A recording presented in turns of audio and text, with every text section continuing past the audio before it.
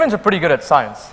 We have been for a while now, from learning how to use fire all the way to the time of Descartes, when we thought of the scientific method and we introduced rigor.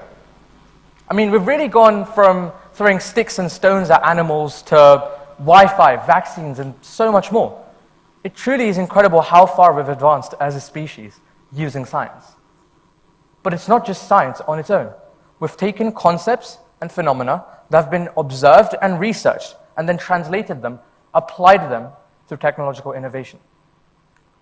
Scientific research is really good, and translating that into users is equally good.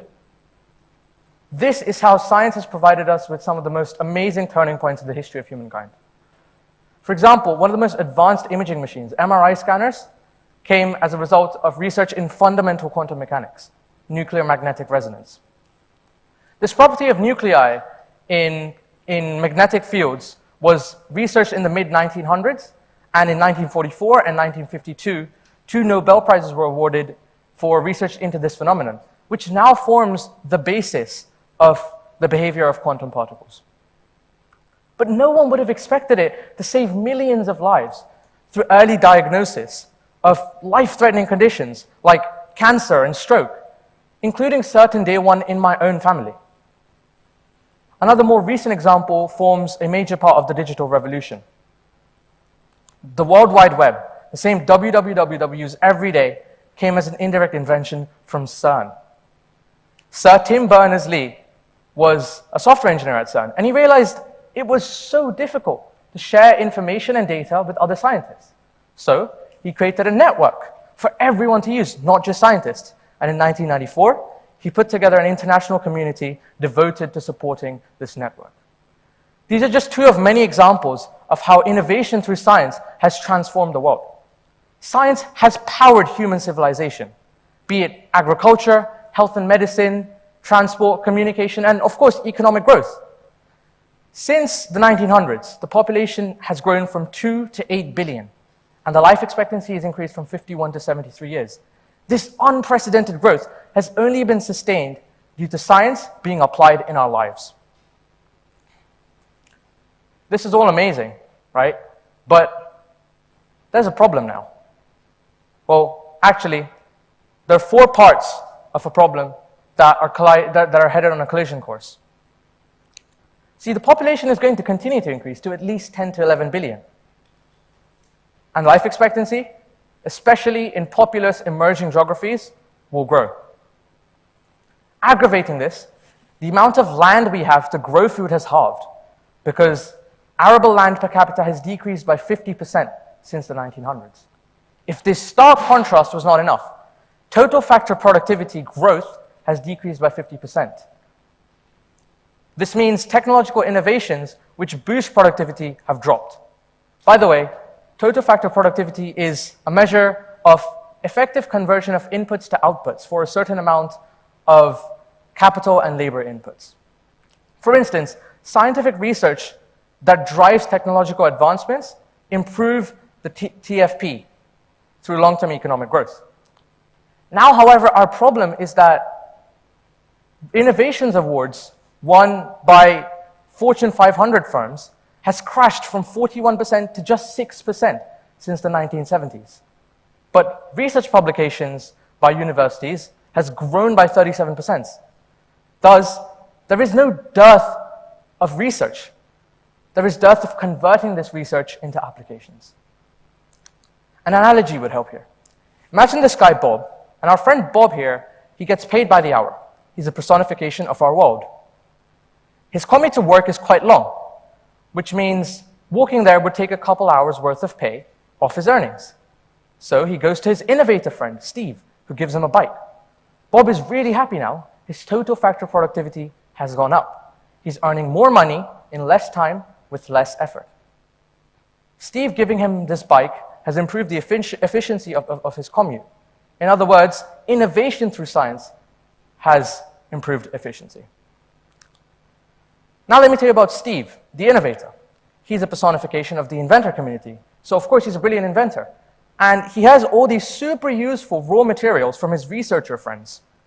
Unfortunately, he has neither the time nor the money to convert these materials into an even better bike that's faster and can help Bob earn even more money. Bob being Bob, he goes to the pub where he spends his extra money. And this beer has made him gain weight and lose muscle. He's slower, it takes him longer to cycle, and he's losing money. And as Bob's weight keeps increasing, so does our population. And as he loses muscle, we lose our ability to feed the people. This is the reality of our world now. And the problem with this is that Steve can't do anything about it. He doesn't have the funding for it. Steve just, sits there waiting for someone to fund the application of his research. But it's amazing that we have all this groundbreaking research in the pure sciences. Unfortunately, it's not being used. It's waiting to be applied, made into tools, and used in the real world. And the worst part is, the world only wakes up when the bike stops working, like COVID. I mean, it took us 3 decades and a pandemic for the marvelous gene editing abilities of CRISPR-Cas9 to be put to use on a large scale for making COVID vaccines. So here we are. The world's population keeps growing, and the people need not just food, but decent lives, and we live for longer. While the amount of land we have to grow food has halved, and the conversion of science to innovation has dropped. And I haven't even mentioned global warming and ecological issues yet. This brings us to the question, is science just tired of saving the world? Is science just tired of being kicked around and ignored by sapient humans? Okay, I don't intend on leaving everyone hopeless and in despair. Like CRISPR, we are sitting on several gold mines of scientific research that can be used. There is still hope. One such example is called interaction-free measurement, which could be revolutionary for imaging biomolecules like proteins. It is an extremely counterintuitive phenomenon in quantum mechanics, wherein we're able to detect the presence of an object without interacting with it at all. So we begin with a setup called a Mark-Stainer interferometer. The light beam enters the polarizing beam splitter, and it's split into vertical and horizontal superpositions, which then recombine at the second polarizing beam splitter. Due to destructive interference, none of the photons are detected at D2. And the opposite is true for D1. All the photons are detected there because of constructive interference. Now, adding a blockage to the system destroys these interference effects of the light beams. This means that the probability of detecting a photon at D2 is no longer 0. If you do the maths, 50% of the time, the photon hits the object and is absorbed. 25% of the time, it's detected at D1, so no information is gained. But the remaining 25% of the time, it is detected at D2. So on average, a quarter of the time, we're able to tell that there is an object in the system without interacting with it at all. No energy, matter, anything ever interacts with the object, simply because we're able to detect photons at D2. Now, in our final setup, we take a modified version of the Mark-Stainer interferometer, and we use a concept called the quantum Zeno effect. Essentially, think of this as the saying, a watched pot never boils, but it's actually true in this case. Repeatedly measuring a quantum system can freeze in a particular state, and we use this to bring the efficiency of our measurement arbitrarily close to 100%. So, we're able to detect the object by checking the final polarization of the photon. And the photon does a few cycles, as many as needed, inside the setup, which is the equivalent of taking repeated measurements. The final polarization tells us whether or not there was an object in the system or not. Okay, nerdy physics run over. But how can this seemingly niche thing in quantum mechanics be applied to, well, anything? See, in structural biology, the method used for imaging proteins and other biomolecules is called cryo-electron microscopy, wherein the sample is bombarded with electrons. The issue with this is that there is very poor image contrast. Biological samples are very sensitive to radiation, so the electron dose used must be reduced, which in turn leads to low image quality and contrast. This is where interaction-free measurement could be game-changing. But who even cares about imaging biomolecules? Well, viruses, before vaccines are made, must be understood and imaged, and the same method is used.